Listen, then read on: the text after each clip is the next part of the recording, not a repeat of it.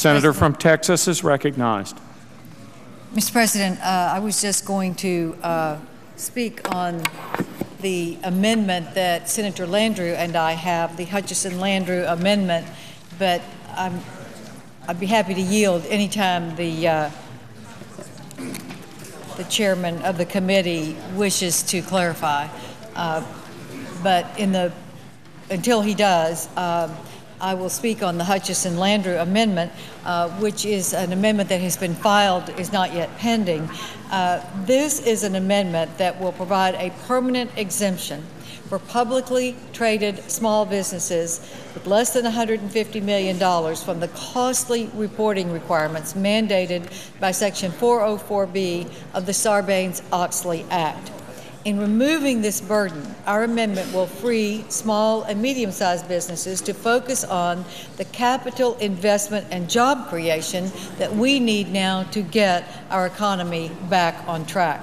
In 2002, Congress passed the Sarbanes-Oxley Act in the aftermath of the huge accounting frauds in Enron, Tyco, and WorldCom.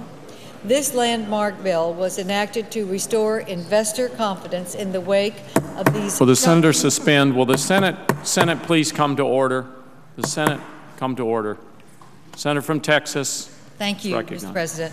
The landmark bill, Sarbanes-Oxley, was enacted to restore investor confidence in the wake of the shocking abuses of Enron, Tyco, and WorldCom by making it harder for companies to misrepresent corporate earnings. But hindsight is 2020. While Sarbanes-Oxley was certainly well-intentioned, it has created unexpected and unprecedented costs and burdens for the small businesses and medium-sized businesses that serve as the backbone of our economy. The main culprit of this immense burden on small businesses is Section 404 of Sarbanes-Oxley. Here, the public company is required to include in its annual report an assessment of the effectiveness of its internal control structure and procedures for financial reporting, and the company's auditor must attest to and report the company's assessment. The compliance costs of Section 404B have been far greater than expected. In 2009, the SEC reported that companies paid an average of $2.3 million to comply with this one section of Sarbanes-Oxley. When taking into account the size of a company, small businesses with less than $150 million in public float or the shares held by outside investors are disproportionately encumbered by this Section 404B, facing a compliance cost that is 7 times greater than larger companies when you put it in perspective. Small businesses are being forced to tie up time and money on burdensome amounts of paperwork. They should be directing these resources toward operations and capital investment to create jobs and spur our economy toward recovery.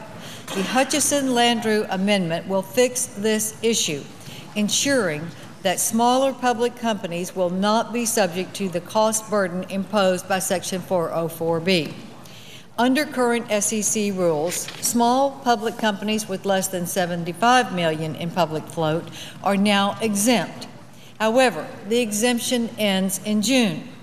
The Hutchison-Landrieu amendment builds on this existing exemption and takes into account recommendations from the SEC to increase the exemption. Our amendment will permanently exempt small businesses with less than $150 million in public float from Section 404B. I'm pleased that my amendment has strong bipartisan support of my colleagues, and my co-sponsor is the distinguished chairman of the Small Business Committee, Senator Landrieu. I also thank our other co-sponsors, Senators Bennett, Hatch, Crapo, DeMint, and Scott Brown. We are offering our amendment on behalf of the small businesses across our country that face this disproportionate burden. It's interesting to note that it is the high-tech and entrepreneurial companies that are so affected.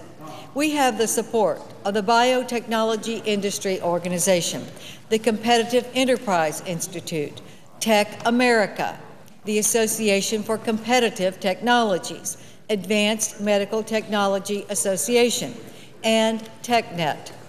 These groups represent the companies that want to innovate, they want to grow, they want to excel, but their companies are spending vast amounts of money on compliance costs, and according to an SEC study, this money is being misdirected.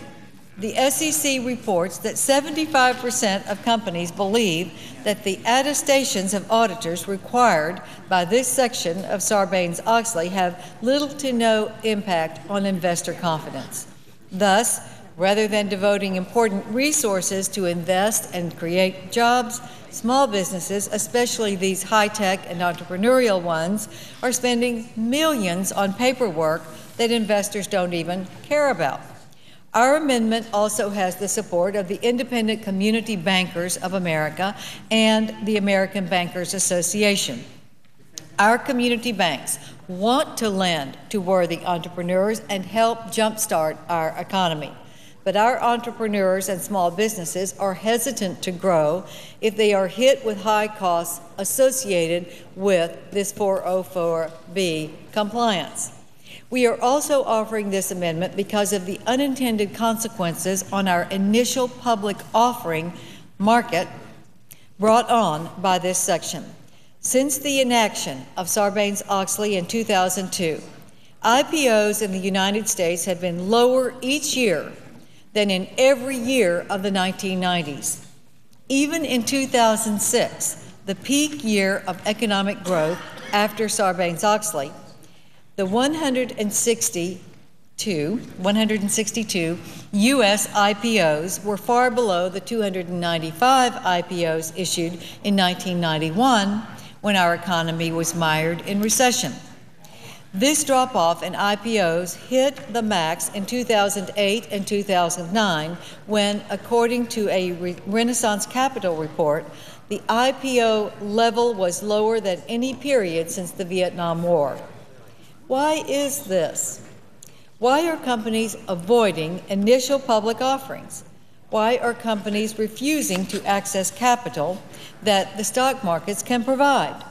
Quite frankly, companies do not want to deal with the onerous burden of Sarbanes-Oxley. And based on the costs that I have mentioned, who can blame them? This provision incentivizes small businesses to remain private to avoid 404B. Worse, it incentivizes small businesses to go abroad to markets such as the London Stock Exchange.